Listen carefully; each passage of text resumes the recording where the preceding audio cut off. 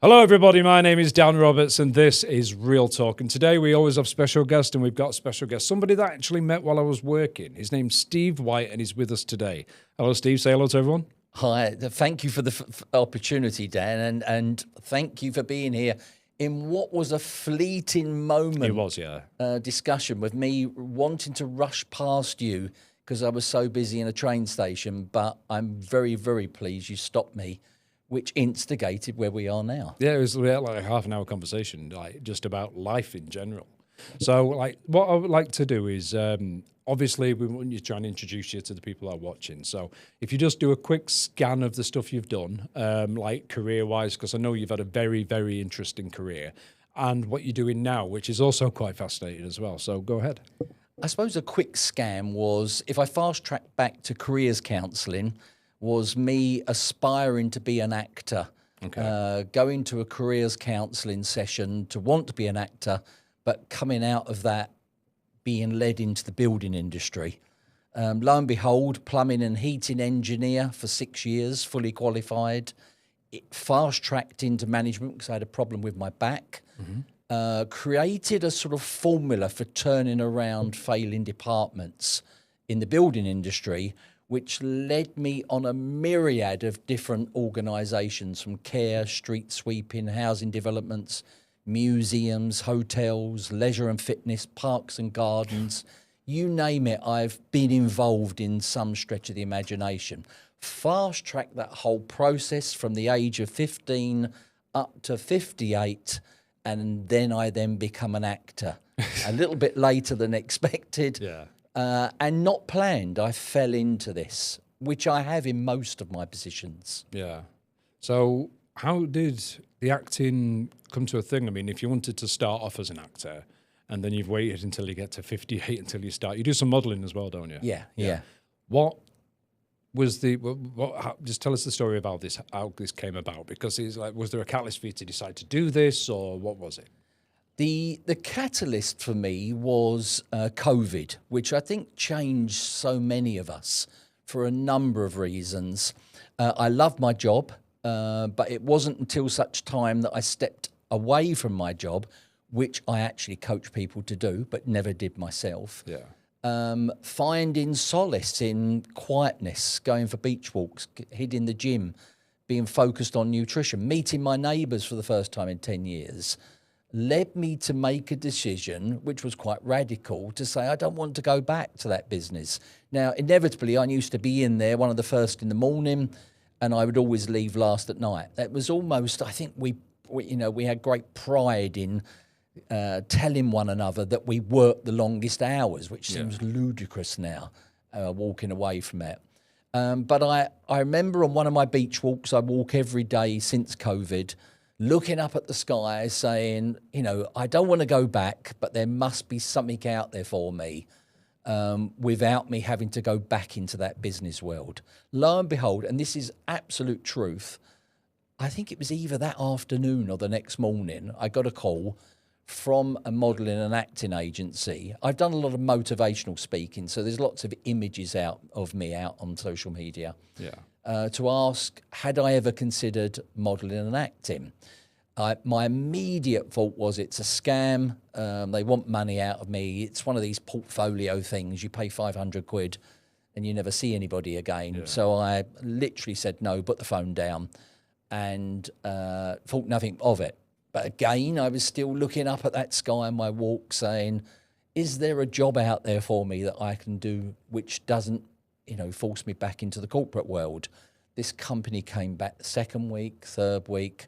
At that point, I realised they were relatively persistent. I admired them for that to a certain degree. I'd done some research on them and actually found that they're a really reputable organisation.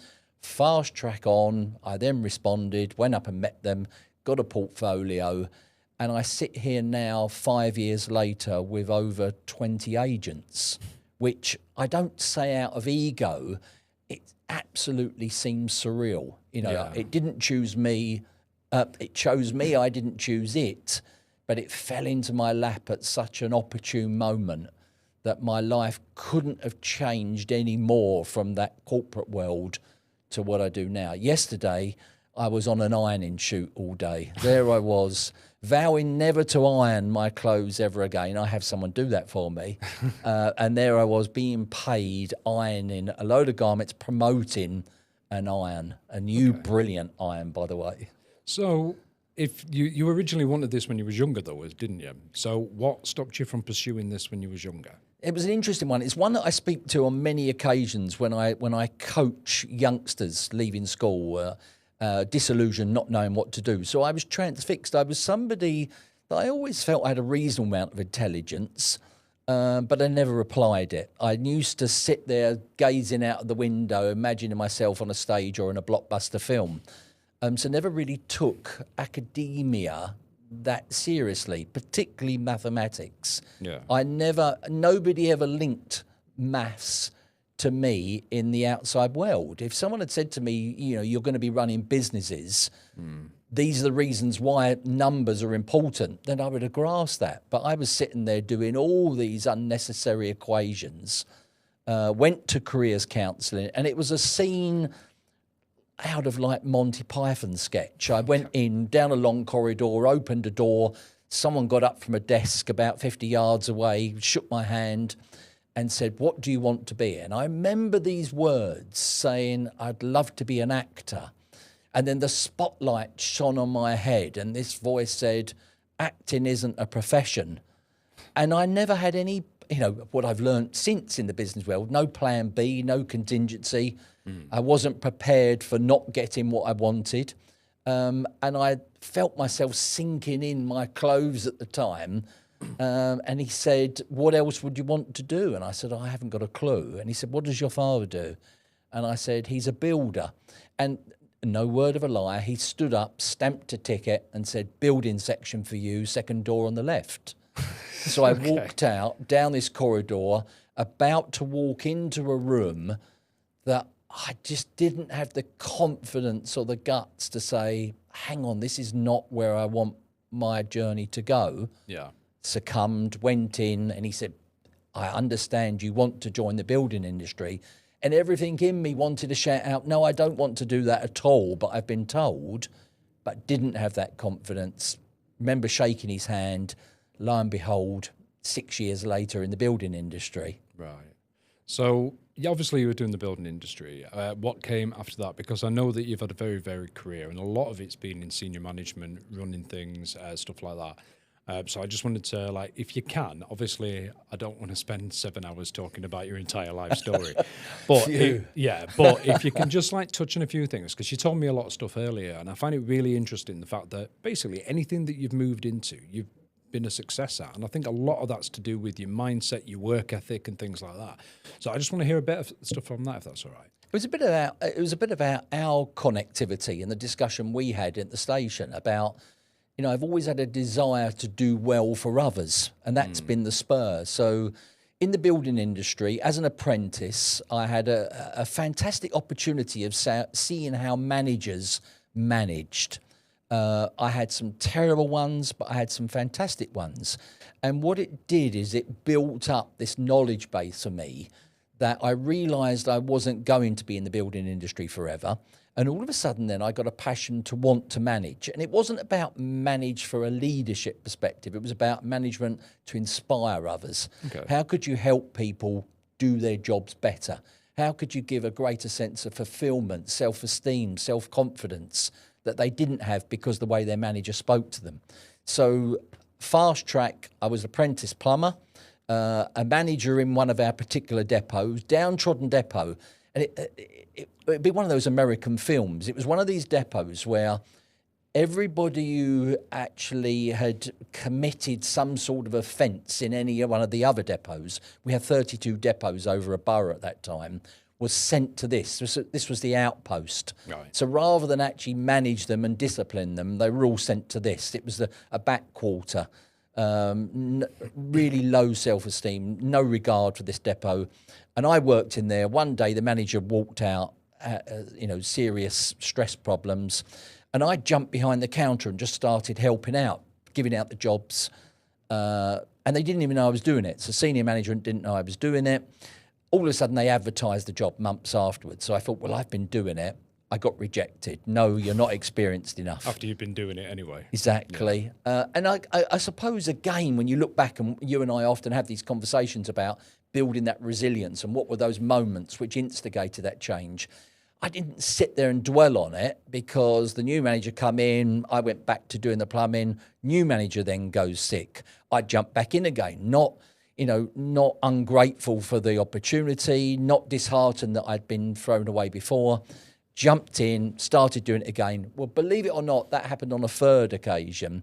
I went for the interview, and I was early 20s then. So, as I say, I'd really not taken qualifications, training, any of that seriously. I got the job, and then early 20s, I was in charge of a £1.2 million budget and 40 tradesmen, all demotivated, producing poor quality work. And they needed inspiring. And lo and behold, fast track on, 2 years later, it was the highest performing depot of the 32. Okay. And it was all the stuff that you and I talk about, how to give that belief, how to give them reward, and more importantly, recognition for doing well, which they'd never had before. Yeah. And lo and behold, people couldn't believe, how were we doing it? Were we scamming the statistics and the figures, the accounts?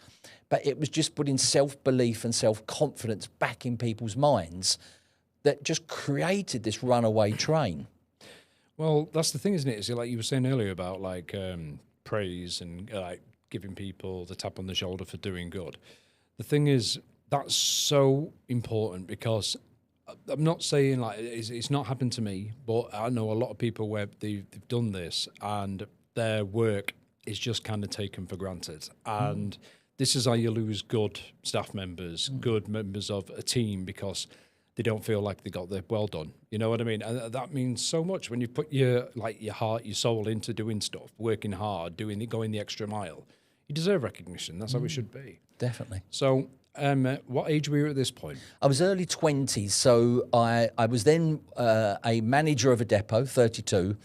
The borough then at the time they went for a major transformation, so it were cost-cutting exercises. 32 went to 16, 16 depots went to 8, 8 depots went to 4, and then it went down to 1. And lo and behold, I went through each of those interview processes.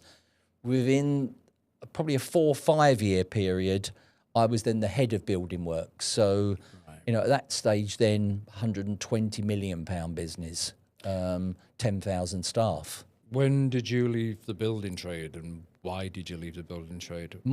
I've started to have difficulty, which seems quite comical at the time. I've got a degenerative spine, they discovered, and that was from sport, I think. So right and the tau vertebrae was worn.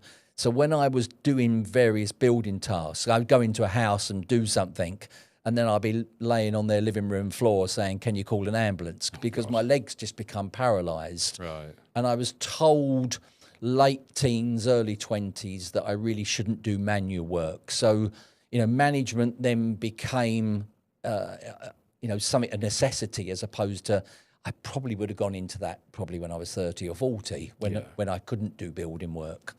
So, I was forced into it for that reason. But we created this magic formula then. So we then called it in those days cultural change, which most people still to this day say, well, what the hell is cultural change? And it's a mixture of everything. And it's about feel-good factor. But you couldn't say creating feel-good factor because most people would dismiss me.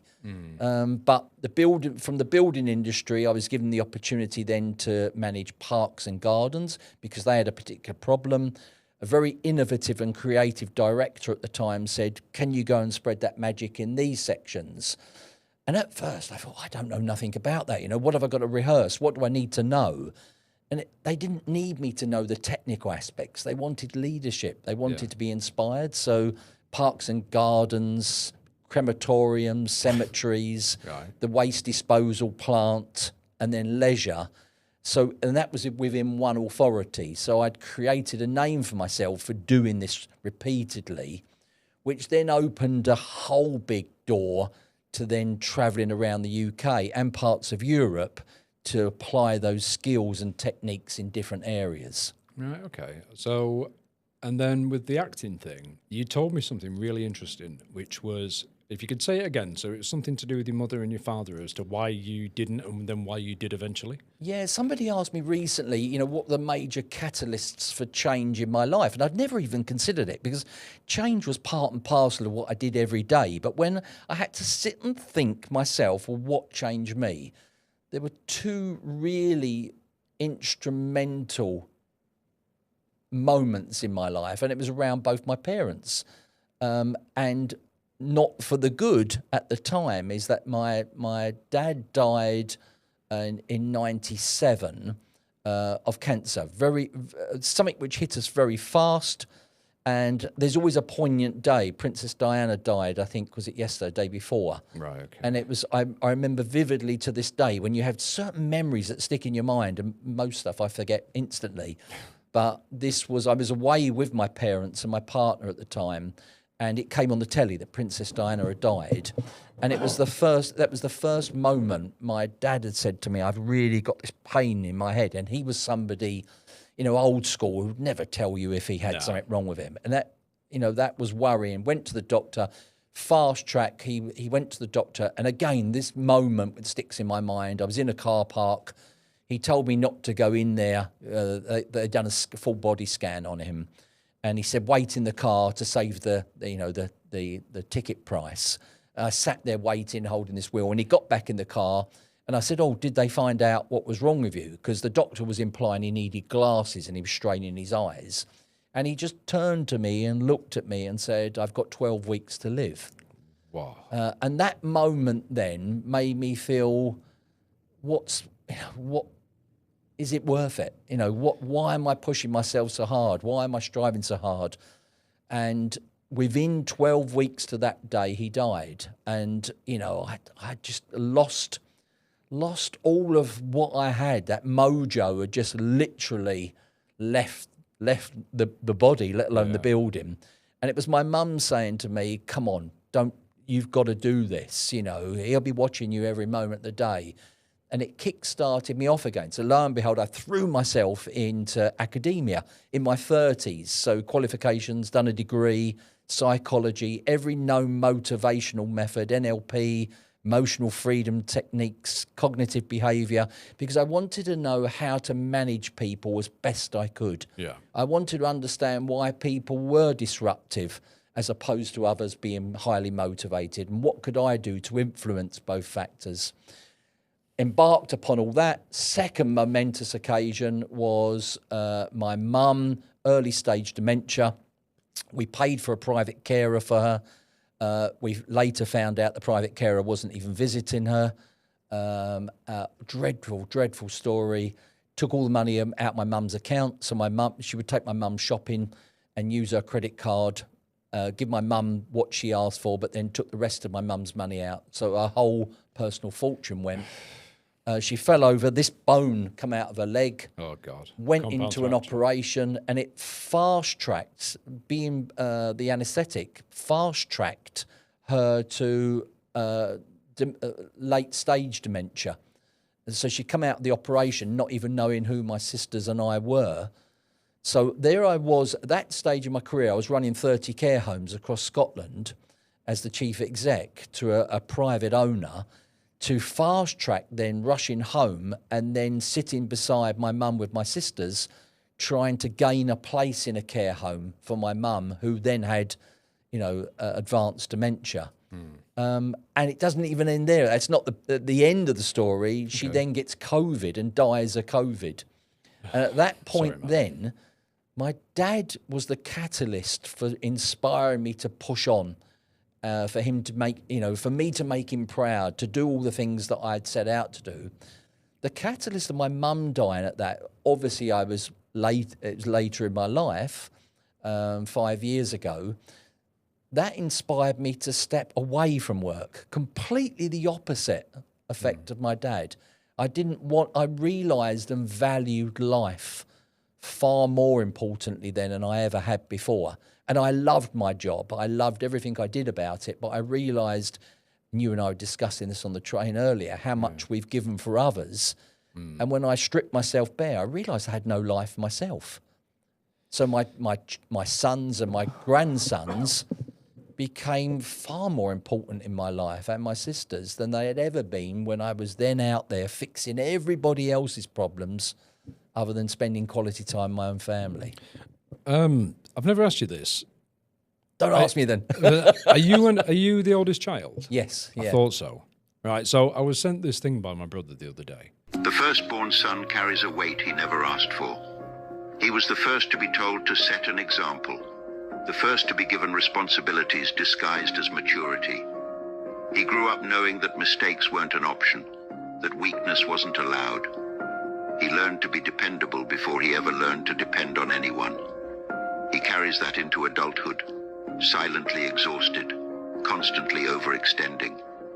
He works harder, takes on more, because slowing down feels selfish. He doesn't know how to ask for help, because no one ever showed him how. He's spent his whole life taking care of others, but deep down he wonders, who takes care of him? The firstborn son doesn't rest, because he was never taught he was allowed to. But here's the truth. He is. He is more than what he provides. He is more than the expectations placed on him. And he deserves to live for himself, not just for the people who needed him to be strong. I was listening to this, and it was like they were telling me my entire life. And it's like that you kind of... validation is what keeps you going, helping other people. And you forget along the way sometimes to help yourself. And that it's hard when you actually realise the fact when you get to a certain age and you just think... And don't get me wrong, if I could do it all again, I'd probably do it again, because in my eyes, it's the right thing to do. Yeah. And I don't always succeed, but I always try my best to do the right thing. And I think that this is the thing with a lot of children that are like the oldest sibling. And it does make you stronger, because you learn to be strong for other people. And I wanted, when you were saying all this stuff, I thought this sounds so familiar. So I thought I'd ask, but you're the oldest sibling? Yeah. And like you, I have no regrets, but, I have the time now to look back at moments in my life. And, there'd be all those occasions where your partner had cooked a lovely meal for you and you promised to be in at 7 o'clock. And I was just clearing my desk and someone would come in through the doors in tears. And you sort of have a deep sigh of, I've really got to be leaving now, but how do I leave that individual? And then lo and behold, you're there till 10 o'clock in the evening. Yeah, and if you do leave, then you feel awful. Yeah. And that's it. It's been an empath, isn't it? I mean, I am highly affected by other people's emotions. Oh, definitely. But I'm very, very good at masking it. So you wouldn't know, because it's happened a lot. And I just tend to go very straight-faced and deal with the issue. And that's just how I've always kind of lived my life. And that's helped me, even in this job that I do now, because you do get people that are struggling. And sometimes you just need to put things into perspective for people so they understand. Because, surprise, surprise, you are going to have tough times in your life. You are going to have times that are awful. And unfortunately, some people have times where they're thinking about ending it. But like we discussed earlier, everything is temporary. Enjoy the good and the bad, because the bad makes you stronger and the good's your reward. Definitely. Yeah. Definitely. So what kind of thing, when you've been doing your acting, I know you've done some modelling, I can tell by looking at you, to be honest. But what kind of stuff do you kind of gravitate towards one particular kind of modelling or acting? Or is it a case of what comes up and then you... It's a huge adventure, Dan. So, every day I'm open to the universe presenting me a new challenge. When I hit the age of 60, two and a half years ago, I'd vowed to myself I'd start saying yes to all the things I'd naturally want to say no to. All the time. If you'd say, oh, do you fancy a beer tonight? I'd say, oh, I can't, Dan, I'm busy. Even if I had nothing on, it was just comfortable for me to say no. So now I say yes. So when I get offered jobs, I say yes, I wince and think, oh my goodness, what have I put myself in for? But it's stretching me beyond my comfort zone in ways that, I've often taught other people to do that. I was comfortable in doing that to others, not to myself. So Same. I've done a variety, I've done TV shows, I've done dating shows, which are often horrendous because, how you get chastised on social media afterwards. Right. But you learn so much from them. On each one of these, I endorse products, holiday parks. Every job is just surreal. You know, I was speaking to someone the other day about, you know, patience. And I'm sure you get that as you're older. I'm sure I was never this patient, and my sons would definitely tell you kind that. of mellow out a little bit. Oh, don't you know, you do some filming and a videographer would say, you know, can you walk down the corridor, you know, as a couple and you're laughing and joking. And now you might do that single shot 20 times. Right. Now, a number of younger models, and I'm not saying that as an ageist, it's fact, would stand there going, oh my goodness, you know, not again. And I say to them, you can ask me to do this 50 times. I'm more than happy to do that.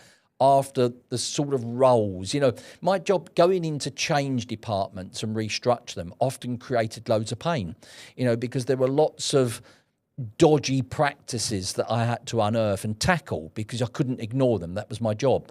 And I've been, you know, attempted to be run over 2 or 3 occasions. I've been glassed in pubs, Oh, God. out with partners and close friends.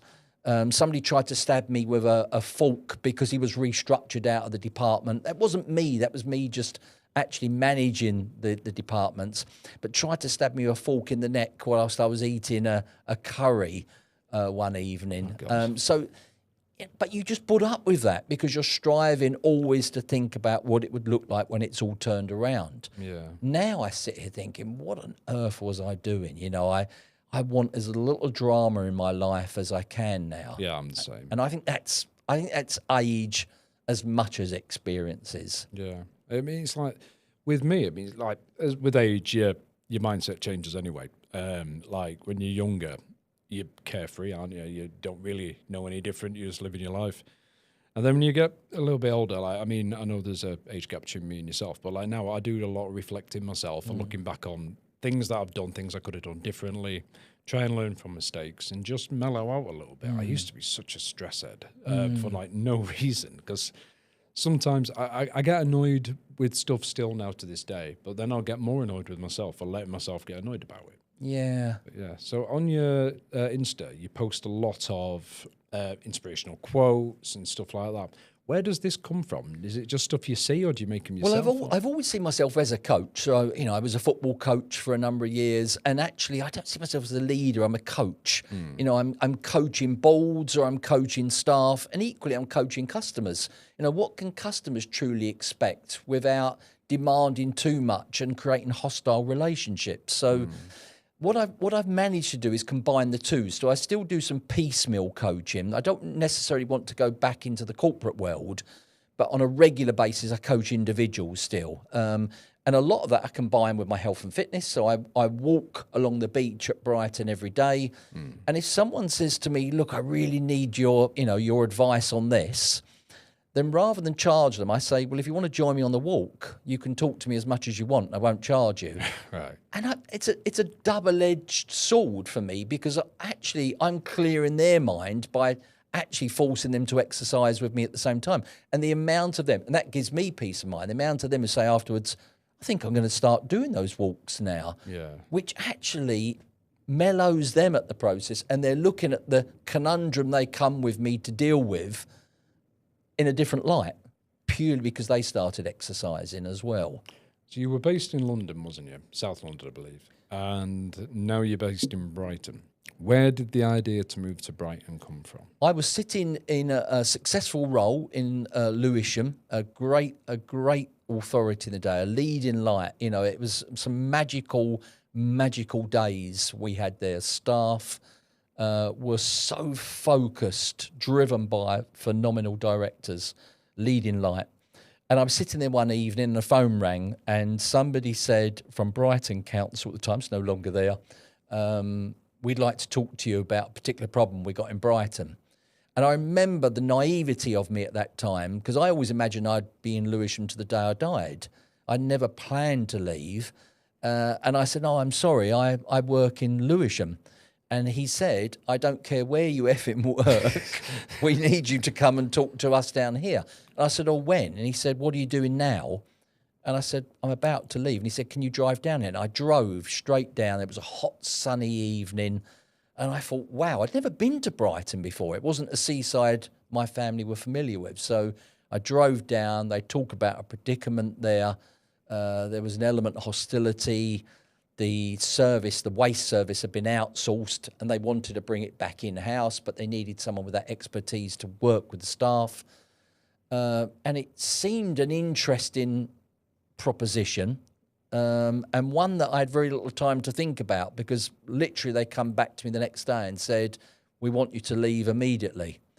And I don't usually, well, I certainly didn't in those days, work so spontaneously. I would have gone away and deliberated over probably a few weeks at least over it. But I think it was that hot, magical summer's night with people sitting on the beach thinking, this could be my new area. Are you happy where you are now? Yeah, I love it down there. I love London. I come up and visit my sons.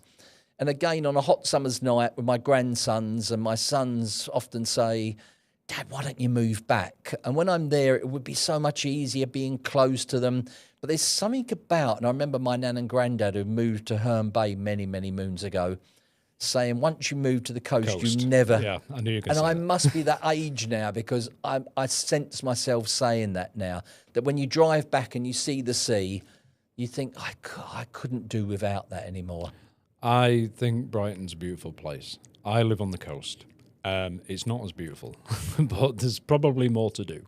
But it's Blackpool, and I've spoken about Blackpool on here a few times. But like, it's not so much what everybody else thinks of Blackpool. When I think about going home, I don't think about the arcades. I don't think about the Sea Life Centre. I don't think about Blackpool Tower.